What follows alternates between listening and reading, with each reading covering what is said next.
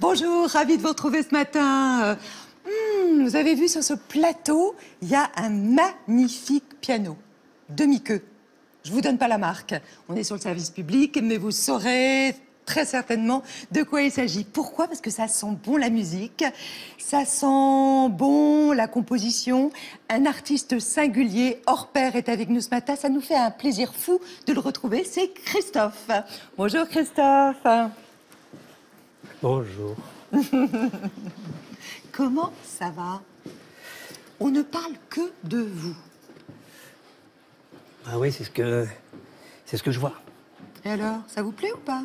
Ça fait plaisir quand même. Ouais, parce qu'on parle d'un album que j'aime et donc on en parle en super bien, donc c'est effectivement... Il est 10 heures là, habituellement vous êtes couché là?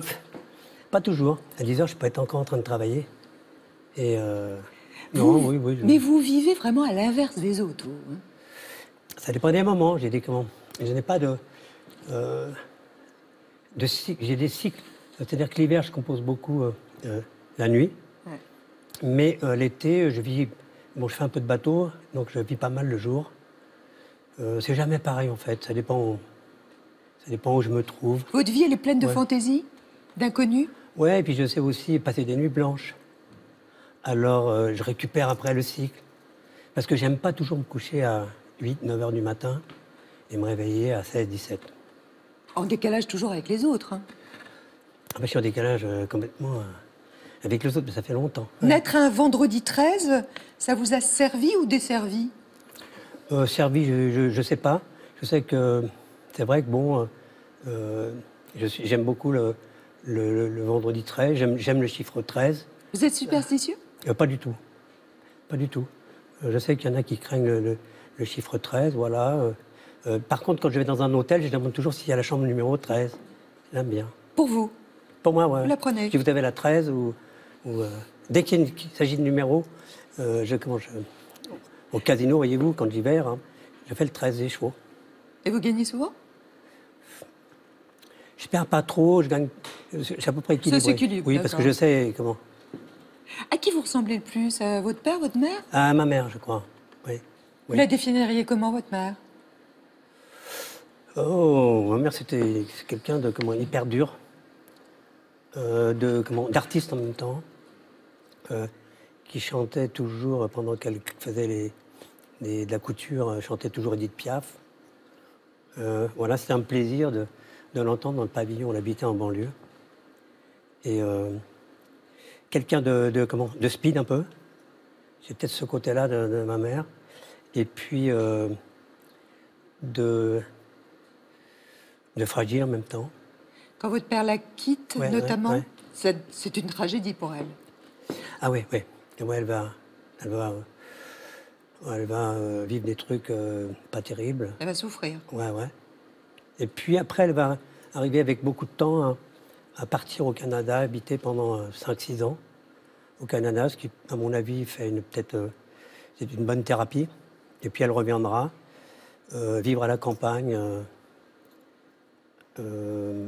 à Saint-Amand-Montrond, où là, elle vivra elle va créer, parce que c'est vrai qu'elle ne crée pas simplement des robes, mais elle était capable de refaire une maison complète, de conduire des voitures de course. Piaf, vous parliez de Piaf, de Gilbert Bécaud, et vous écoutiez, vous aussi, Christophe, ceci. Let the stars they fall, and I won't carry on, as long as Elvis. Qu'est-ce que ça vous rappelle, ça? Du bonheur. Hein. C'est que du bonheur. Elvis, c'est l'immense. Que tout le monde, que ce soit David Bowie, Johnny, Lou Reed, tout le monde pense qu'Elvis, c'était vraiment un phénomène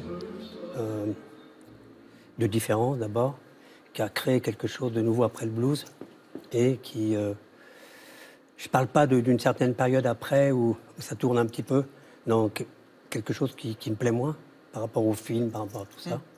Mais jusqu'aux années 60, c'est quelqu'un que j'écoute au quotidien. Vous en êtes inspiré même? Inspiré, non, je pense pas que j'ai eu. Non, je pense que je me suis peut-être plutôt inspiré du blues. Je pense que je me suis plus. Ce qui m'a donné envie d'avoir une guitare au début, sans parler de Georges Brassens, qui vraiment, je pense, m'a donné l'envie. Je pense que c'est John Lee Hooker, tout le chanteur de blues, Big Bill Bronzy, tous ces joueurs de. Le blues, quand j'ai écouté du blues, après Brassens, après Beko, après Bourvil aussi, que j'aime beaucoup, et plein d'autres. Hein. J'ai eu envie d'une guitare. J'ai eu une guitare, la guitare de mon frère, dont il ne se servait pas, lui, Gérard. Et j'ai récupéré sa guitare andalouse, là. Et j'ai cherché, parce que j'ai jamais aimé apprendre. Je suis autodidacte complètement, je suis autodidacte de la vie, alors, déjà. Et donc j'ai cherché à créer, à choper les accords du blues. Et puis là, j'ai commencé à envoyer, pas du français, pas des mots, pas chercher à écrire des textes, envoyer du son. On fait un retour en arrière. Essayons, on voit essayons. Avec des archives. Ouais. Ça va aller, Ah ouais. oui. Votre première apparition, notamment à la télé, elle est un concentré de votre vie par Magali Defer. Daniel Bevilacqua n'a pas choisi son nom d'artiste par hasard, Christophe, comme le saint patron des voyageurs et des automobilistes. Pour moi, l'auto, c'est tout. Amateur de vitesse, il a conduit sa carrière un peu à la manière d'un pilote de bolide sans permis. Mes premiers dérapages, disons, c'est quand je commençais à chanter. Un démarrage dans le métier sur les chapeaux de roue en 65. Et pour la première fois à la télévision, Christophe. Et j'ai crié. Plus d'1 million de 45 tours vendus, ce qui ne l'empêche pourtant pas de faire quelques sorties de route. La première à la fin de la vague yéyé, mais ce n'est que pour mieux revenir en tête de course avec à ses côtés un jeune copilote, Jean-Michel Jarre, qui lui écrit des chansons phares de son répertoire. Je lui dirai les mots bleus, les mots qu'on dit avec les yeux. Au volant de sa voiture, il a un succès fou auprès des filles et la critique lui colle l'étiquette de chanteur à midinette. Pourtant, Christophe, c'est avant tout un artiste détaché du showbiz qui, la nuit chez lui, explore de nouveaux sons.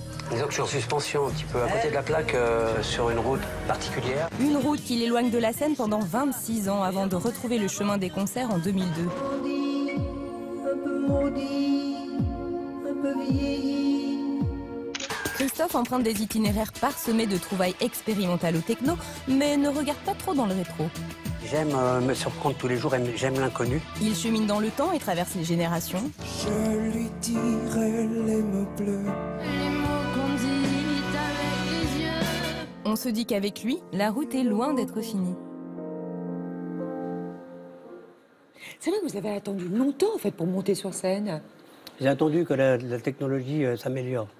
C'est-à-dire? Parce que quand j'ai tenté la scène, quand j'avais 20 ans, en 65, j'ai fait une longue tournée qui n'en finissait pas, où je m'emmerdais. À cause du son, j'étais là et je prenais pas de plaisir parce que déjà, chez moi, j'avais Bon, je veux pas parler... La technique, c'est quelque chose qui intéresse peut-être pas les gens, c'est normal. Mais voilà, donc je faisais mon son chez moi, de ma voix. J'aimais bien créer autre chose que la voix parce que je dis toujours que je suis pas, en fait, que je suis pas un chanteur, c'est vrai. Je travaille pas ma voix. Vous voyez, le matin, elle est un peu enrouée, mais j'aime. Des fois, elle est claire, des fois, elle est plus enrouée. Quand je chante, ça donne un son. Et je m'adapte au son de ma voix, vous voyez. Quelle est la tranche de vie, pardon, Christophe, que vous avez préférée? Je crois que j'ai aimé toutes les décennies. En fait, je parle de décennies tout le temps. J'ai bien aimé mes 50 ans. J'ai bien aimé mes 50 ans. Pourquoi? Je sais pas, je crois que je me trouvais... D'abord, j'ai changé de look. Et ce que j'aimais bien, c'est plus avoir le look de mes 20 ans. En fait, j'aime bien... Ce que je trouve bien quand on vieillit, quelque part, c'est qu'on change de gueule, quoi. Et donc, on change... On n'a pas l'impression qu'on est toujours dans le... Quand vous voyez la photo, justement, de vos 20 ans, là, une photo qui est dans votre écran, là, Oui, oui. qu'est-ce que vous lui dites à ce jeune homme? C'est plus du tout vous? Je n'ai pas vu. Hein. Là? Mais je ne me regarde pas, vous savez.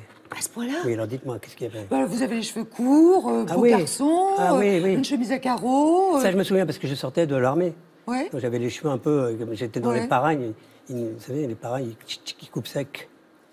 Et ça, vous Ouais. aimiez pas à ce Ah, si. moment-là? Ah, j'aimais bien, cheveux courts comme ça, si, j'aimais bien. Ouais.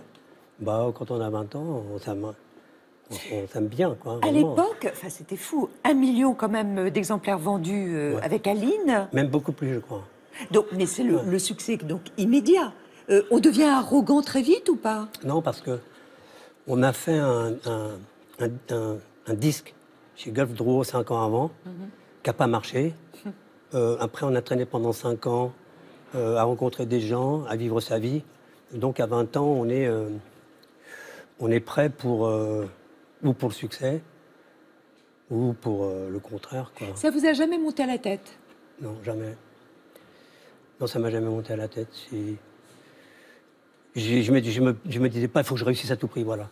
Je me disais pas comment, je veux être chanteur pour gagner du blé. Je me disais pas, je veux être une star du moment. Je me disais juste que j'étais bien avec ce que j'étais, sur ma route du blues et est arrivé. Voilà, c'est le hasard. Je dis toujours que le hasard, j'aime l'inconnu. Moi, je m'adapte. Je me suis adapté. Vous êtes rebelle, en fait, au formatage, au système. C'est une position difficile, quand même, à tenir, non? C'est un naturel, c'est pas une position, c'est un naturel. C'est juste... tant qu'on est debout, on suit sa route, on sait ce qu'on veut, on sait ce qu'on aime. Oui, mais et pour ça, voilà. vous avez dû subir des pressions. 13 albums, par exemple, inédits en 50 ans de chansons, c'est pas beaucoup.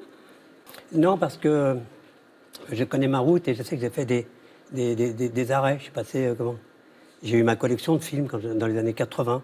J'étais plus passionné par ma collection de films de 35 mm, ma salle de cinéma chez moi. C'était une drogue, j'adorais, quoi. J'adorais ça. Et donc, je faisais toujours de la musique, mais je ne cherchais pas à sortir des disques. Je cherchais plutôt à trouver, à évoluer aussi dans ma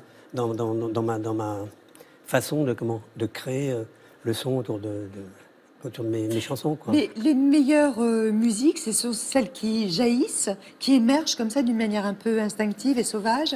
Il y en a plein, comme ça, comme Les Mots Bleus, c'est une chanson comme Aline. Les Marionnettes, c'est des chansons qui sont écrites en 5 minutes. Je parle de la musique. Mais sinon, il y a des chansons beaucoup plus difficiles, on passe beaucoup plus de temps, et qui sont aussi délicieuses que celles qu'on fait en vitesse, quoi. Hein.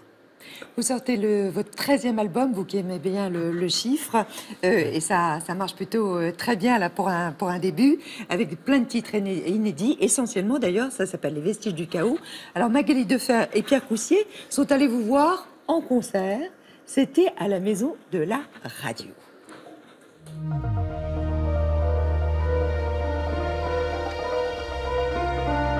On est en train de régler le son, donc on est au studio 105 pour le concert privé.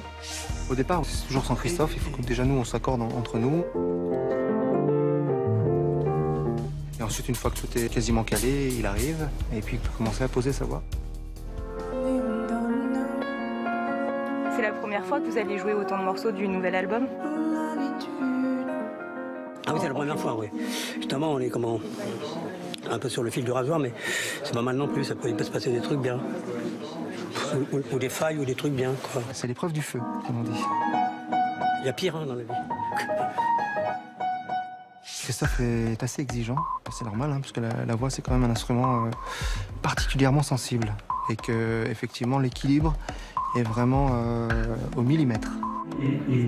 Moi, je travaille avec monsieur, là. On va jouer mon nouvel album, donc il faut essayer de recréer quelque chose de valable. Oui. Et donc, il faut des musiciens. Je voulais absolument une fille à la basse. Les filles ont une sensualité, elles ont un toucher, et j'aime bien les voir jouer, voilà. On s'observe chacun. Pour l'instant, on est en train de créer la bande. Ça représente quoi travailler pour Christophe? C'est génial. Moi, j'adore le son, hein, j'adore les claviers, tout ça. Et puis, j'aime beaucoup les textes aussi, donc je suis gâté, quoi. C'est génial, Christophe is amazing.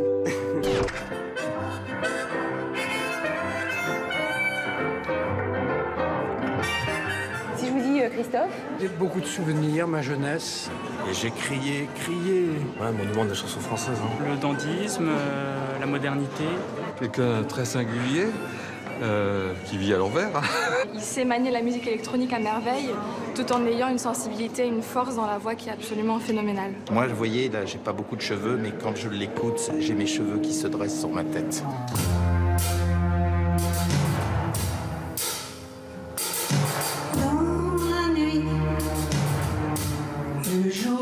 Moi, j'ai découvert le public il n'y a pas très longtemps, pour être cash. J'ai fait beaucoup de tournées ces derniers temps, seul au piano, et ça m'a vachement appris à découvrir ce que c'était qu'un public. Alors qu'avant, c'est vrai, je ne savais pas vraiment ce que c'était qu'un public. C'était un jeu pour moi. Aujourd'hui, c'est différent. C'est une pièce de théâtre. Je ne me souviens plus. Et comme je ne me souviens plus, je vais en faire une autre. Moi je construis des marionnettes. On avance et puis on se décontracte un peu. J'avais plus envie de déconner, c'était bien.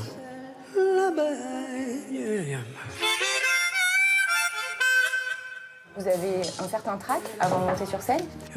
En concert, rarement. En télé, en radio, ouais. Je crois que j'ai jamais aimé la télé, mais vous m'excuserez. Hein. Mais j'aime bien les gens qui filment. Hein. Mais la télé, je sais pas, c'est un truc... je crois que je suis pas fait pour la télé. Voilà.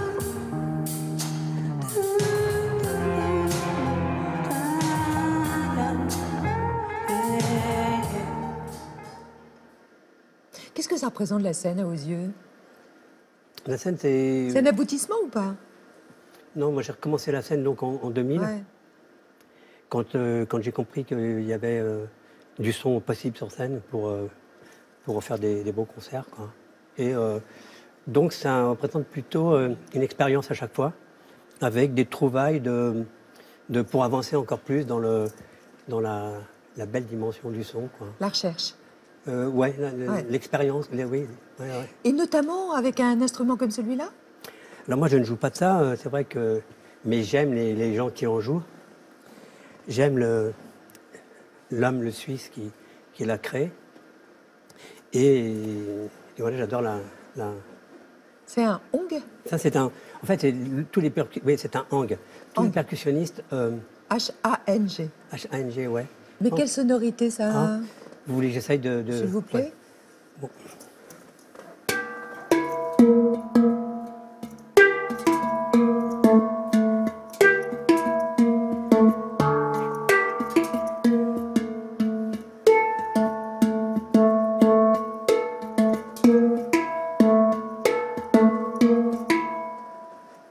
C'est très cristallin, ouais, je ne sais pas en jouer, hein. J'en ai Vous en êtes servi ou pas jusqu'à présent? En fait, normalement, j'en ai un chez moi, bien sûr. Et je m'en sers souvent quand il est... avant d'aller me coucher, quand il est 5, 6, 7, 8. Et je reste... parce que ça ne fait pas trop de bruit, ça ne réveille pas les gens. Et donc, c'est une espèce de silence. Vous voyez? Et je joue comme ça jusqu'à temps... de ne plus avoir envie. Après, je vais me coucher. Vous avez laissé mûrir quand même pas mal de temps, là, votre album. Depuis quoi, 2008, vous travaillez dessus? Je travaille, oui. Disons que je ne travaille pas spécialement sur un album. Je travaille sur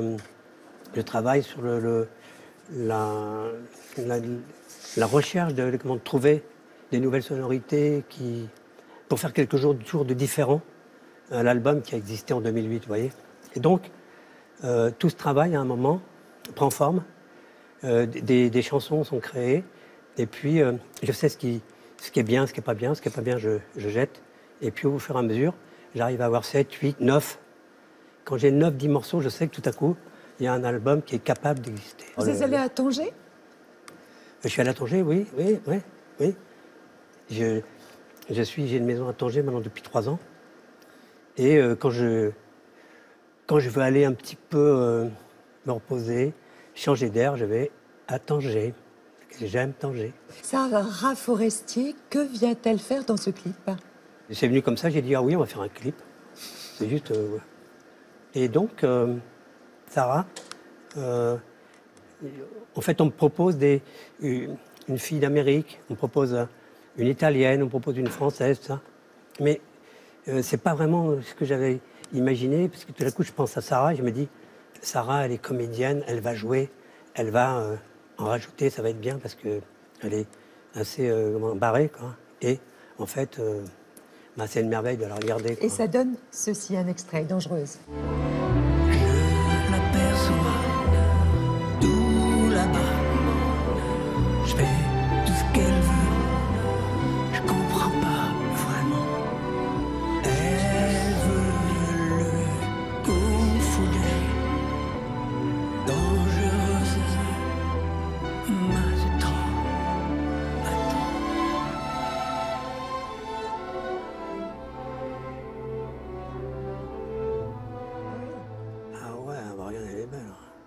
Aussi belle que Bardot, dites-vous.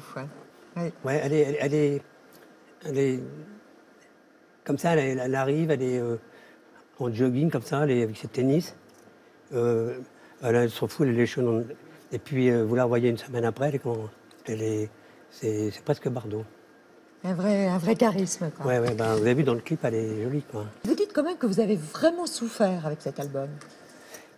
Ouais, j'ai eu un moment, ça faisait longtemps que ça m'était pas arrivé, un moment de dépression un peu, ouais.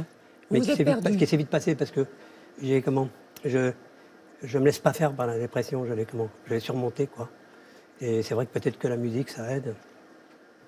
J'ai eu un moment avec mon label et les gens choisis qui devaient travailler avec moi, une cassure, parce que ce qui arrivait des fois ne ressemblait pas du tout à ce que j'avais dans ma tête. Donc, vous étiez en désaccord.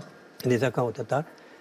Donc, à un moment, il y a eu le clash avec mon label. Bon, moi, je fais plus le disque. C'est pas ça que je veux. Ok, tu fais ta star. On fait plus de disque. Au revoir, terminé. Donc, voilà, des questions. Vous êtes très entier. Vous pouvez même être colérique. Non, colérique, non. Ou alors, la colère, c'est comme les pleurs. C'est à l'intérieur que ça se passe. C'est pas à l'extérieur. À ce moment-là, je gamberge. Je gamberge. La colère se transforme par une gamberge qui prend du recul sur... ça fait longtemps que je me dribble, disons, si on peut dire. Donc je me connais bien, je connais mes cycles, je sais que j'ai touché le fond plus d'une fois, et je sais comment ça remonte, et je sais que souvent, en fait, ce qui m'a sorti de là, c'est la magie du son, encore une fois, une machine que j'avais à faire de la percussion et du rythme. Je l'ai branché, je ne l'avais pas branché depuis que je faisais cet album, et j'ai sorti une matière, c'est ça, un petit peu le cadeau, quoi. L'inconnu qui vient à vous, c'est tout à coup se mettre à un moment devant un micro ou sur une machine ou quelque chose, et qu'il y a un truc qui se passe que vous n'avez pas prévu, quoi. Et de là, j'ai créé la matière première du titre qui sur l'album s'appelle Loup. On l'écoutera tout à l'heure. Ok, oui, avec plaisir. Oui, pour nous aussi. Ouais. Le succès de Renaud, là, avec son retour, ça vous fait plaisir? Oui, c'est vrai que ça me fait plaisir. C'est vrai que... Vous le connaissez bien? Non, je ne le connais pas. C'est bizarre, ça. Oui. Renaud, j'ai croisé dans les années 80. Je rentrais, j'avais cassé un moteur de voiture, je me souviens, et j'étais rentré avec une voiture de location. Et sur la route, j'étais sorti parce que j'aime bien parfois sortir de l'autoroute. Des fois, on se lasse sur l'autoroute et j'aime bien retourner un peu sur la Nationale 7. Et je suis passé par Valence et j'ai vu des affiches de Renaud. Et j'avais un copain qui était guitariste, qui s'appelait Bucolo, qui jouait avec Renaud et qui écrivait des chansons avec lui. Je me suis dit, il était, je sais pas, 18h, par là, j'ai dit, tiens, je vais faire une petite pause. Valence, c'était bien pour une pause. Et en fait, je me suis retrouvé dans le concert de Renaud. Ensuite, on est allé bouffer à Romans. Voilà, on a passé une belle soirée. Deux artistes comme vous, qu'est-ce qu'ils se disent? On a fait la fête ce soir-là. On a bu des coups, on parle pas de musique. Ah bon? Non, on a parlé de la vie.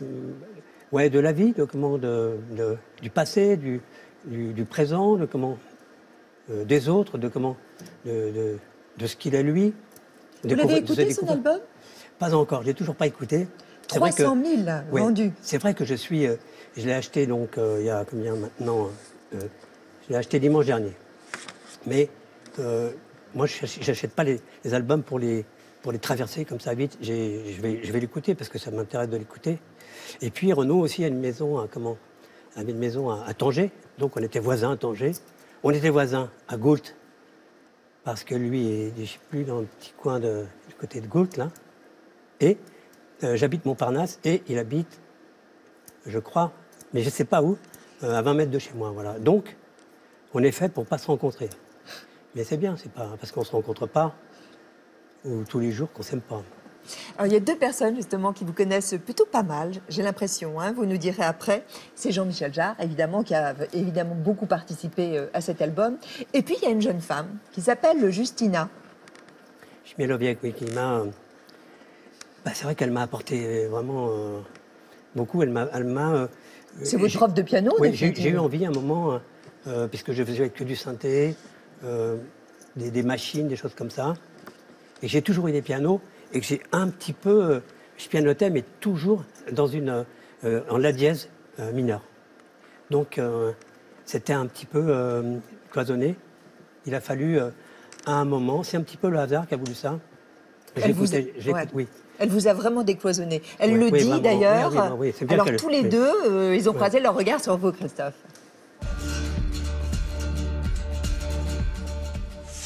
Je vois Christophe comme un musicien, un excellent musicien. Un véritable chasseur de sons. Il part à la chasse. Et puis à certains moments, il revient bredouille, comme beaucoup de chasseurs. Et puis à certains moments, il revient avec des pépites. Il a un instinct musical. Il met ses doigts au piano. Il écoute attentivement ce que ça fait. Il cherche les harmonies à l'instinct. Effectivement, il a un côté instinctif dans tout ce qu'il fait, mais en même temps, ce côté instinctif, il y a une grande gamberge aussi dans ce que fait Christophe. Sinon, il n'en serait pas là où il est. On a l'impression qu'il est un peu lunaire, mais il sait très bien ce qu'il fait. Il observe beaucoup. Il est très bien organisé dans sa tête. Je pense qu'il rejoint aussi quelque chose qui aussi m'est très familier, qui est l'approche organique du son, un peu comme la cuisine, en mélangeant des textures et des formes d'ondes de manière, au fond, assez organique et assez sensuelle. Christophe ne connaît pas les notes.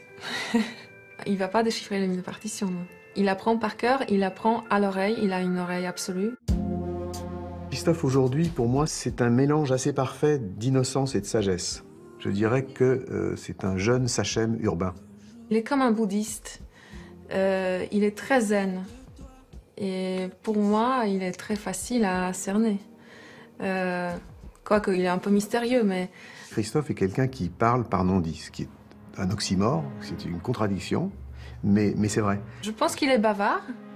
Il parle beaucoup. On se parle beaucoup, mais il y a beaucoup de choses qu'on ne se dit pas avec les mots, et c'est, je pense, ça qui fonctionne aussi avec Christophe. Pour moi, c'est très facile de communiquer avec lui parce qu'il y a le piano qui nous lie. Je vais jouer ton extrait préféré de Tchaïkovski sur le piano que tu connais bien.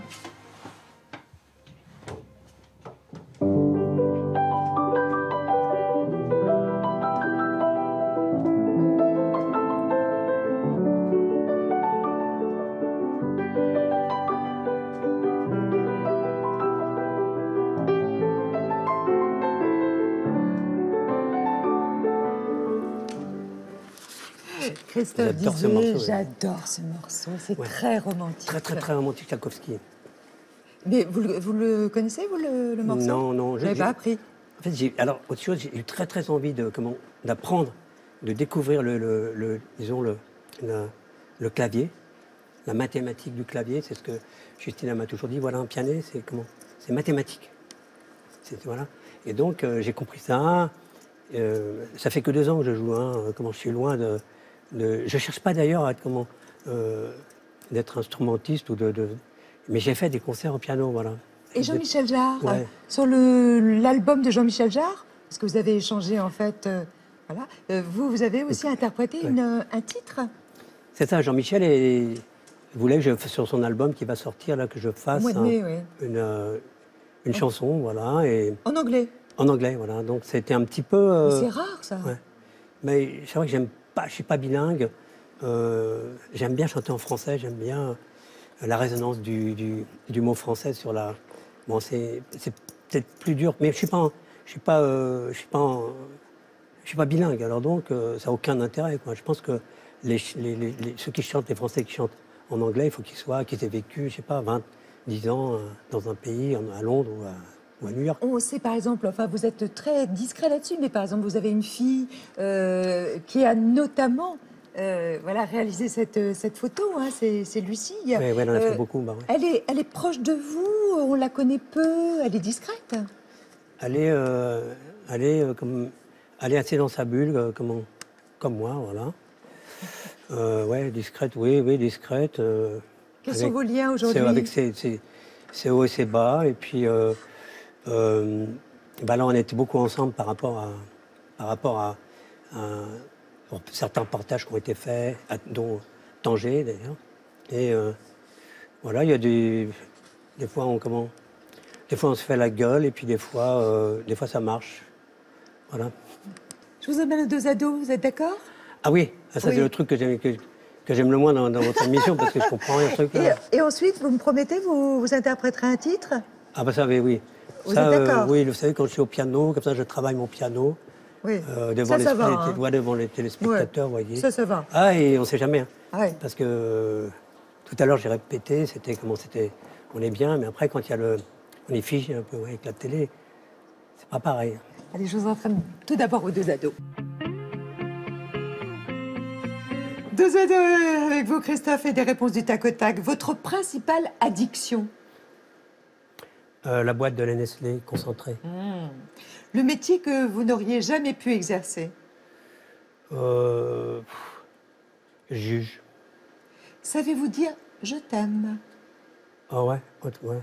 Qui n'aimeriez-vous pas voir à votre enterrement? Ah mais moi, je ne fais pas d'enterrement. Il n'y aura personne, donc je vais être peinard. La critique, Christophe, la plus blessante que l'on vous ait faite? C'est peut-être une critique que je me fais, moi, par rapport à certains regards, des fois, c'est vrai, Ah, il est petit. Le rêve, Christophe, que vous n'avez pas encore réalisé? C'est vrai que je rêve d'aller à Cuba. Voilà. Votre dernier achat, mais le plus fou, le plus extravagant? Bah, c'est le dernier piano que j'ai acheté, parce que je ne suis pas pianiste et j'ai droit au piano. Donc, c'est un peu, un peu barge. Christophe, une chanson célèbre que vous auriez aimé écrire? Ton style, de Léo Ferré. Et pour vous, qui est Lou Reed? Lou Reed, c'est une voix que j'aime tout le temps, que j'écoute au quotidien, que j'ai aimé beaucoup quand il a été en solo, après le Velvet. Quelqu'un que j'aime aussi fort que Tanger. Et vous lui rendez hommage. Et on va l'écouter.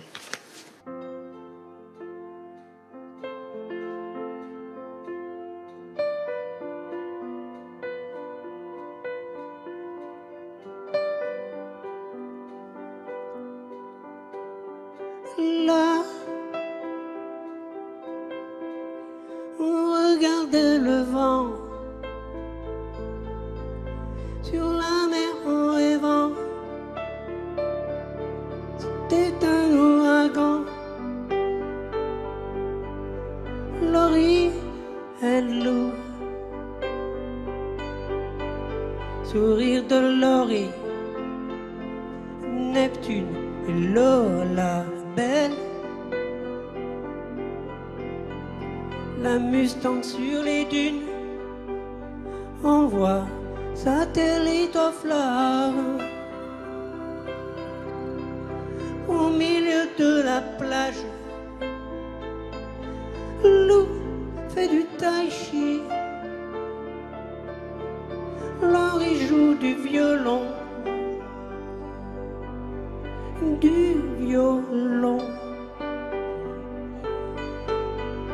Le vent, la musique, sa guitare amnésique, ciel comme un piano long. Laurie joue du violon. La radio dit de partir, mais Lou, ça le fait rire, comme s'il voulait en finir. En finir. Lou finit son cathare.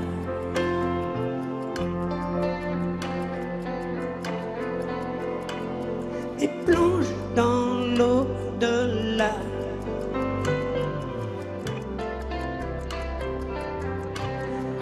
Oh, oh, oh. Oh, oh, oh.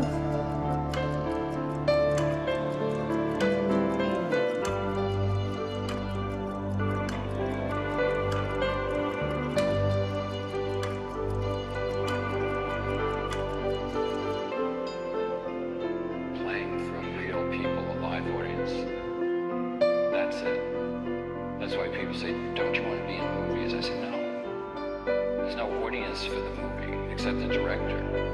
So you perform for the director. But you would have to really like this director a lot.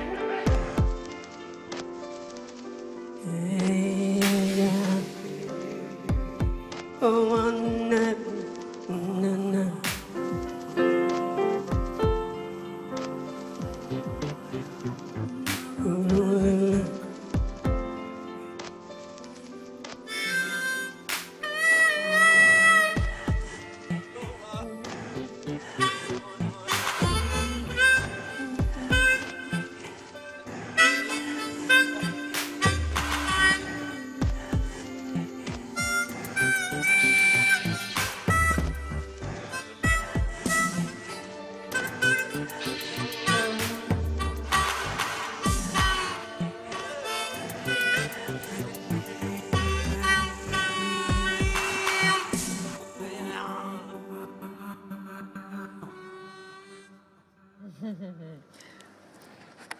Bravo Christophe.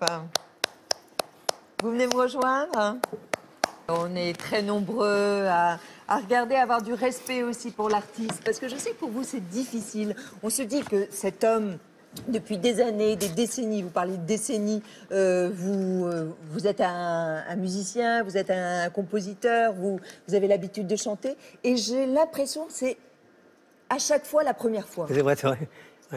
Ouais, c'est encore une première fois, là. Ouais. Mais comment vous expliquez ça? Je sais pas, j'explique pas, quoi. Je pense que la passion fait que c'est toujours une première fois, quoi, dans pas mal de domaines, quoi.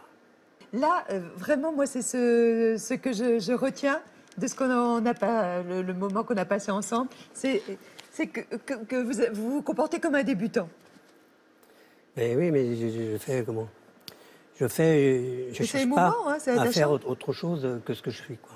Voilà. Mais restez surtout comme vous êtes. Merci. Merci en tout cas. Merci beaucoup Christophe. Je voulais aussi signaler l'artiste qui est exposé sur le plateau de Théo Café. Je crois que vous avez bien aimé. C'est Alexandre Hollan. Il expose aussi jusqu'au 7 mai à la galerie La Forest d'Yvonne, 12 rue des Beaux-Arts à Paris dans le 6e. Depuis plus de 30 ans, Alexandre Hollan observe, il peint les arbres et notamment les chênes.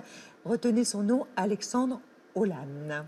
Je voulais signaler que demain, au Mans, se déroule le premier salon national des amoureux du dictionnaire. Et c'est un salon qui a été initié par Jean-Pierre Coff avant qu'il quitte ce monde. Et plein de personnalités interviendront, comme Alain Baraton, le jardinier de Versailles, Jean-Claude Carrière, Jean-Louis Chifflet, Daniel Herrero, qui seront donc au rendez-vous demain au Mans.